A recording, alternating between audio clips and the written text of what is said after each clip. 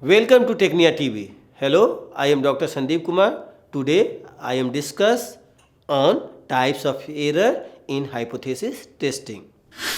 There are four decision alternatives regarding the truth and falsity of the decision we make about a null hypothesis. First one, the decision to retain the null hypothesis could be correct. Second one, the decision to retain the null hypothesis could be incorrect. Third one, the decision to reject the null hypothesis could be correct. The fourth point is the decision to reject the null hypothesis could be incorrect. In the following table, you will find four outcomes for making a decision. The decision can be either correct or wrong. Now, decision which is to retain the null hypothesis. When we decide to retain the null hypothesis, we can correct or incorrect. The correct decision is to retain a true null hypothesis. This decision is called a null result or null finding. This is usually an uninteresting decision because the decision is to retain what we already assumed, that the value stated in the null hypothesis is correct. For this reason, null results alone are rarely published in behavioral research. The incorrect decision to retain a null hypothesis. This decision is an example of a type 2 error or beta error. With each test we make, there is always some probability that the decision could be type 2 error. In this decision, we decide to retain previous notions of truth that are in fact false. While it is an error, we still did nothing. We retain the null hypothesis. We can always go back and conduct more studies. Type 2 error or beta error is the probability of retaining a null hypothesis that is actually false. Now, the second decision which is concerned about the reject the null hypothesis. When we decide to reject the null hypothesis, we can be correct or incorrect. The incorrect decision is to reject a true null hypothesis. This decision is an example of a type 1 error. With each test we make, there is always a type 1 error. A researcher who makes this error decides to reject previous notions of truth that are in fact true.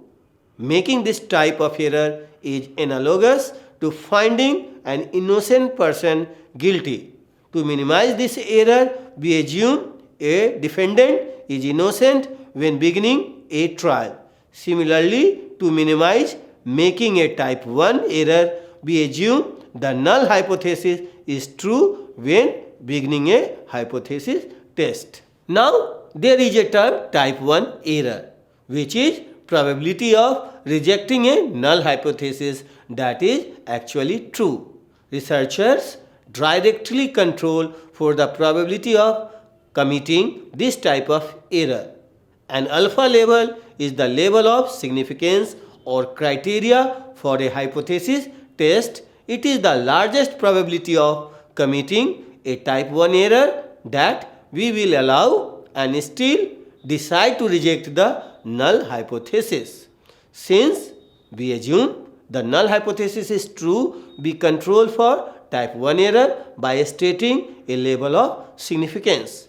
The level we set, called the alpha level, is the largest probability of committing a type 1 error that we will allow and still decide to reject the null hypothesis.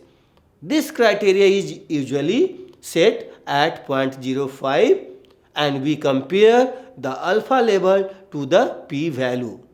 When the probability of a type 1 error is less than 5%, we decide to reject the null hypothesis, otherwise we retain the null hypothesis. The correct decision is to reject a false null hypothesis. There is always some probability that we decide that the null hypothesis is false when it is indeed false.